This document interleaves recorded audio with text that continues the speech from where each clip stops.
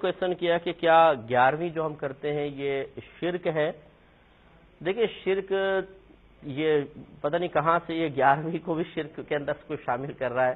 مسئلہ یہ ہوتا ہے کہ شرک تو دو طرح کا ہوتا ہے، شرک فی الذات، شرک فی الصفات۔ جس طرح اللہ تبارک و تعالیٰ کو کوئی معبود سمجھے، اللہ تعالیٰ قدیم ہے، ہمیشہ سے ہے، وہ کسی کا محتاج نہیں، اس نے سب کو پیدا کیا، اسے کسی نے پیدا نہیں کیا، اس کے کوئی بیوی بچے وغیرہ نہیں ہیں۔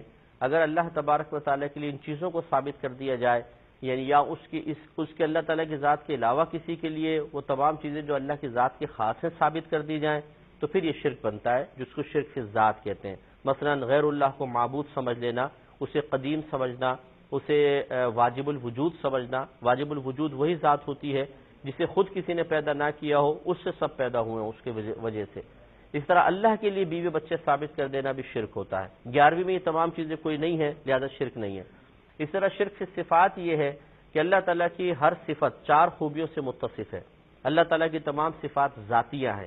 ذاتی کا مطلب اسے کسی نے نہیں دی ہے۔ نمبر 2 وہ قدیم ہے، یعنی ہمیشہ سے اللہ کے ساتھ ہے۔ نمبر 3 وہ غیر فانی ہے، ان میں فنا کا کوئی تصور نہیں۔ نمبر 4 وہ لا محدود ہیں، ان کی کوئی حد نہیں ہے۔ تو اگر یہ 4 جس طرح کی صفتیں ہیں کسی مخلوق کے اندر یہ مان لینا، یہ شرک فی صفات بن جاتا ہے۔ مثلا کوئی یہ کہے کہ جی فلاں کا علم ذاتی ہے، یعنی مخلوق کا علم کسی انسان کے بارے میں کہہ دے ذاتی، عطائی نہیں ہے، ذاتی ہے، کبھی فنا نہیں ہو سکتا ہے، اس میں فنا ممکن بھی نہیں ہے، یہ چیزیں کفر و شرک میں آ جائے تو آپ دیکھیں کہ 11ویں کے اندر شرک فی صفات کا بھی کوئی تصور نہیں ہے۔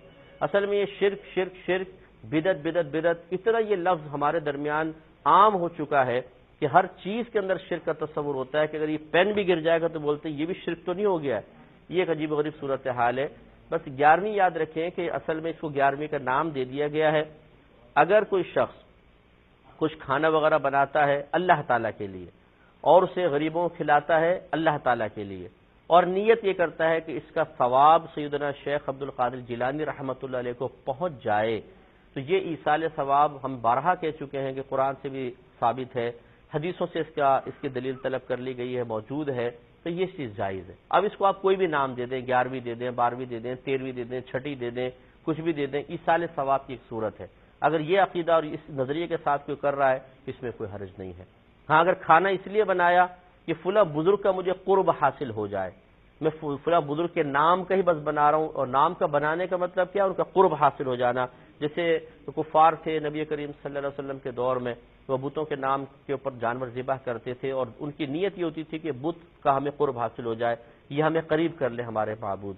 اس قسم کا کوئی تصور کسی کے بارے میں رکھے تو شرک وغیرہ کا شائبہ ہو سکتا ہے، لیکن جیسے میں نے پہلی محتاط الفاظ میں عرض کیا، کھانا اللہ کے لیے بنے گا، کھلایا بھی اللہ تبارک و تعالیٰ کی رضا کے لیے جائے گا، پھر جو اس میں ثواب کا ترتب کا وعدہ اللہ تعالیٰ کی طرف سے ہے اس کے بارے میں یہ نیت کی جائے گی کہ یہ فلاں بزرگ کو بھی پہنچ جائے، تو پھر ٹھیک ہے، اس میں کوئی حرج نہیں ہے۔ ایک یہ بہن نے فرمایا کہ ہمارے ہاں یہ جمعرات کی روٹی کا بڑا اہتمام ہوتا ہے کہ ہر جمعرات کو گوشت وغیرہ پکا، کچھ روٹی بنائی اور مردوں کے ایصال ثواب کے لیے اہتمام کر لیا گیا، کیا یہ صحیح ہے؟ دیکھیں اس میں بھی اگر اس کو لازم اور ضروری نہ سمجھا گیا ہو، یہ دن کو فکس کرنا، مخصوص کھانے کو فکس کرنا، مخصوص کھانا رکھنا، اگر اس کو لازم اور ضروری نہیں سمجھا گیا اس میں کوئی حرج نہیں، کر سکتے ہیں۔ ہزارہ چیزیں ہمارے درمیان ایسی رائج ہیں جو ہم نے مخصوص کر لی ہیں اور شدت و سختی کے ساتھ اس پر عامل ہیں، جب وہ جائز ہیں تو یہ بھی جائز ہے۔ مثال کے طور پر ہر مکتب فکر کی مسجد میں نمازیں جماعت کے ساتھ ادا کی جاتی ہیں اور جماعت کا ایک وقت مخصوص کیا گیا ہے، اور یہ وقت کی تخصیص شریعت کی طرف سے نہیں ہے، یہ آپ نے ہم نے کی ہے، اور اتنی شدت کے ساتھ کی ہے کہ اگر 1:30 بجے ظہر کی نماز ہے تو 1:30 بجے ہی ہوگی۔ کبھی ایسا نہیں ہو سکتا کہ 1:30 کے بجائے 2 کر لیں، 2:30 کر لیں، 12:30 کر لیں، نہیں، ایک فکس ٹائم میں کرتے ہیں۔ اور وجہ کیا ہے کہ یار اگر آگے پیچھے کریں گے لوگ پریشان ہو جائیں گے، تو یہاں پہ ہم نے بھی تو ایک مصلحت صحیحہ کی بنا پہ تخصیص کی ہوئی ہے، اور یہ تخصیص من جانب اللہ تو نہیں ہے، یہ تخصیص عرفی ہے، ایک صحیح مصلحت کی بنا پہ کر لی گئی ہے۔ اب کوئی اس کو لازم ضروری اگر نہیں سمجھتا تو بالکل جائز ہے۔ لازم ضروری سمجھنے کا مطلب کہ 1:30 بجے ہی ظہر کی نماز ہو سکتی ہے، اس کے علاوہ نہیں۔ اگر کوئی یہ کہتا ہے تو اس نے گویا کہ تخصیص عرفی کو تخصیص شرعی بنانے کی کوشش کی ہے، یہ گناہگار ہوگا، لیکن ویسے نہیں۔ اس طرح جتنے دارالعلوم میں دیکھیں مخصوص تاریخ میں آغاز، مخصوص تاریخ کے اندر امتحان، مخصوص تاریخ میں تقریب تقسیم اسناد سرٹیفکیٹس وغیرہ دیے جاتے ہیں، تو یہ سب تخصیصات کیسے جائز ہو گئیں؟ شادی بیاہ کے لیے ہم تاریخ فکس کرتے ہیں، شریعت نے تو کوئی تاریخ فکس نہیں کی ہے، ہم اپنی سہولت آسانی کے لیے کرتے ہیں، یہ تخصیص کیسے جائز ہو گئی؟ تو اس لیے جب ہم یہ کسی کے اوپر شرک اور بدعت کا فتویٰ لگا رہے ہوتے ہیں، اس وقت تھوڑا سا ہمیں بھی تھوڑا اپنے بارے میں بھی غور کرنا چاہیے کہ کیا اسی طرح کے اعمال میں ہم بھی مبتلا ہے کہ نہیں، اور وہ شرک کا جو فتویٰ ہم کسی کے اوپر لگا رہے ہیں اس کے زد میں خود تو نہیں آ رہے، یہ اچھی طرح سوچنا چاہیے۔